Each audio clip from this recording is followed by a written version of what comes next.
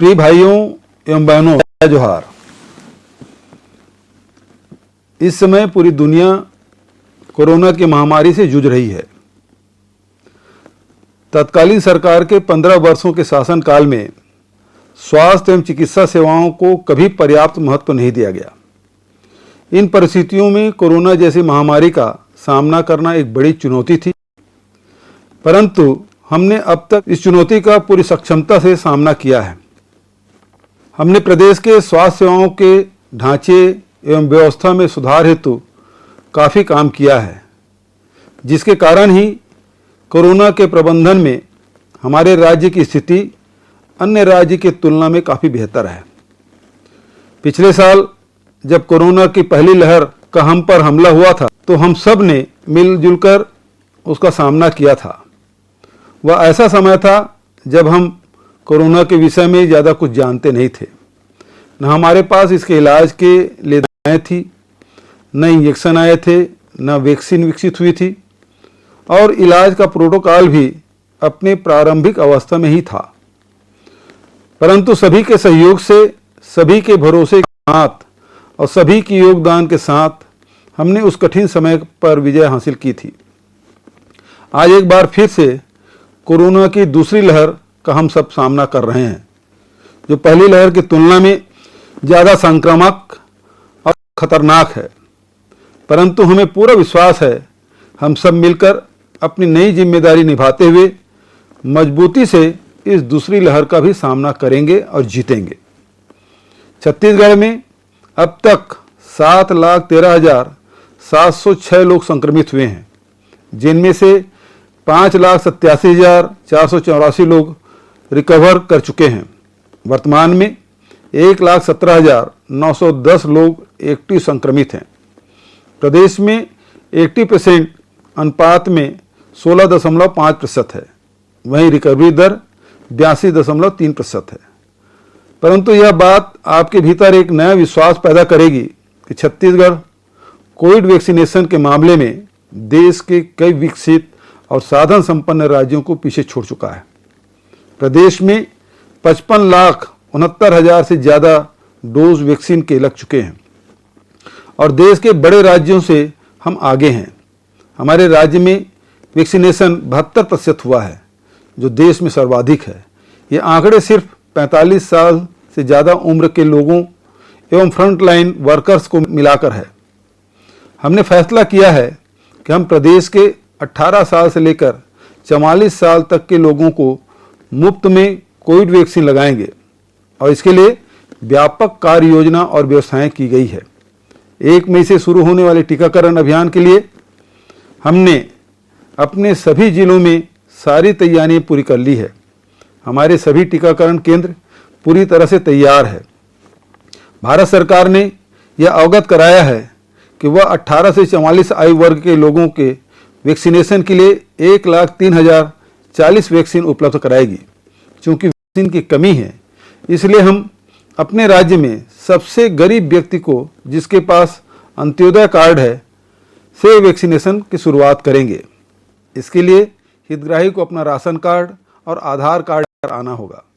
जैसे जैसे हमें वैक्सीन मिलती जाएगी, वैसे वैसे हम क्रमशः सभी वर्गों के लोगों के वैक्सीनेशन की दिशा में आगे बढ़ते जाएंगे।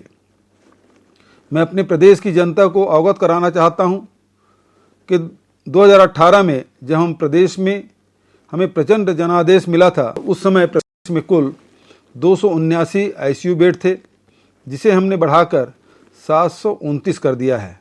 ऑक्सीजन बेड 1242 थे, हमने इसे बढ़ाकर 7,042 तक पहुंचाया है। एचडीयू बेड एक भी नहीं था, परंतु आज हमारे पास 515 एचडीयू बेड है। प्रदेश के अस्पतालों में 15,001 जनरल बेड थे, जिसे हमने बढ़ाकर 29,667 कर दिया है। प्रदेश में 2018 के अंत में 204 वेंटिलेटर थे, जिसे हमने बढ़ाकर 593 कर दिया है। इस प्रकार हमने प्रदेश की स्वास्थ्य सुविधाओं में कई गुना की वृद्धि की है, जो कि अपने आप में एक रिकॉर्ड है। छत्तीसगढ़ में अब तक हम 71 लाख से अधिक कोविड टेस्ट कर चुके हैं। हम लगातार अपनी टेस्टिंग क्षमता बढ़ाने का प्रयास कर रहे हैं। हमने नए RT-PCR जांच लैबों की स्थापना की मंजूरी की प्रक्रिया भी प्रारंभ कर दी है। कोरोना प्रभावितों के लिए लैब टेस्ट और रियायती इलाज हेतु निजी अस्पतालों के लिए पैकेज निर्धारित किए हैं ताकि कमज़ोर आर्थिक स्थिति का व्यक्ति भी अपना इलाज व जांच करवा सके। दूसरी तरफ हमने प्रदेश में 296 नए डॉक्टर्स की भर्ती है। प्रदेश में ऑक्सीजन की भी पर्याप्त उपलब्धता है, बल्कि छत्तीसगढ़ में सरप्लस ऑक्सीजन उपलब्ध है। हमने कोरोना की इस लड़ाई में फंड्स की कमी नहीं होने देने का संकल्प किया है।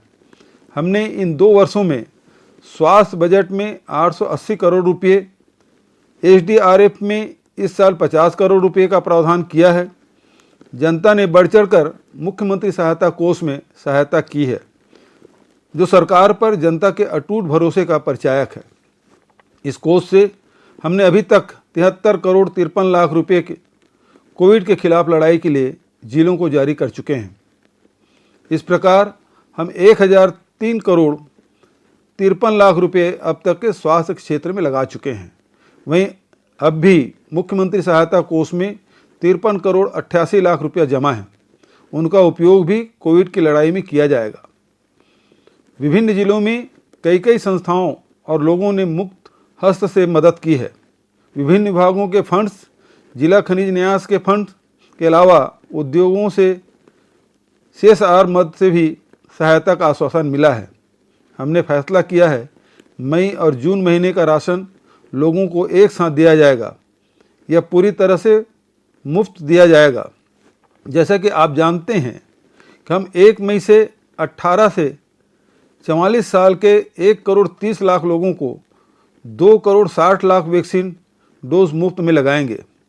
18 वर्ष से अधिक आयु के सभी लोगों को वैक्सीन लगवाने के लिए पंजीकरण करवाना होगा।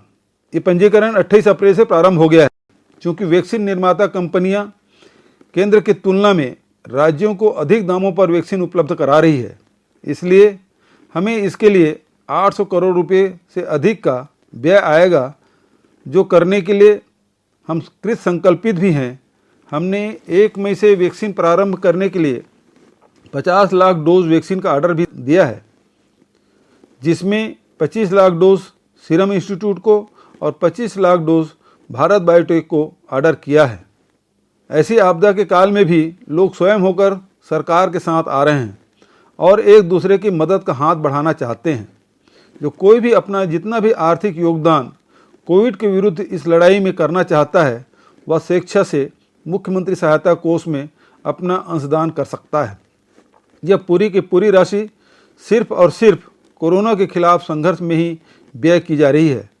छत्तीसगढ़ की जनता का स्वाभिमान ही उन्हें सबले बढ़िया बनाता है। यह हम जानते हैं। जनता का छोटे से छोटा योगदान भी हमारे लिए अत्यंत सम्मान का विषय है, जो हमारे आपसी भातृत्व के जुड़ाव को और मजबूत करेगा। आप सभी से फिर से करबद्ध निवेदन है कि कोरोना से जुड़ी सभी सावधानियों का पालन करें, भीड़ से बचें, सोशल डिस्टेंसिंग का पालन करें, मास्क पहनें, हैंड वॉश और सैनिटाइजर का प्रयोग करें। किसी भी प्रकार के अफवाह या नकारात्मक दुष्प्रचार से प्रभावित न हों। सभी से अपील है कि अपना वैक्सीन डोज अवश्य लगवाएं, स्वयं सुरक्षित हों और दूसरों को भी सुरक्षित करें। आशा और विश्वास बनाए रखें। हम सब मिलजुल कर बहुत जल्दी इस कोविड संकट से पार जरूर होंगे। जय हिंद, जय छत्तीसगढ़। नमस्कार, मैं हूं मानक गुप्ता। अगर आपको हमारा ये वीडियो पसंद आया हो तो इसे लाइक और शेयर जरूर करें, और हाँ, हमें सब्सक्राइब और फॉलो करना ना भूलें, ताकि आप देश और दुनिया की कोई खबर मिस ना करें। तो जुड़े रहिए हमारे साथ और देखते रहिए News 24।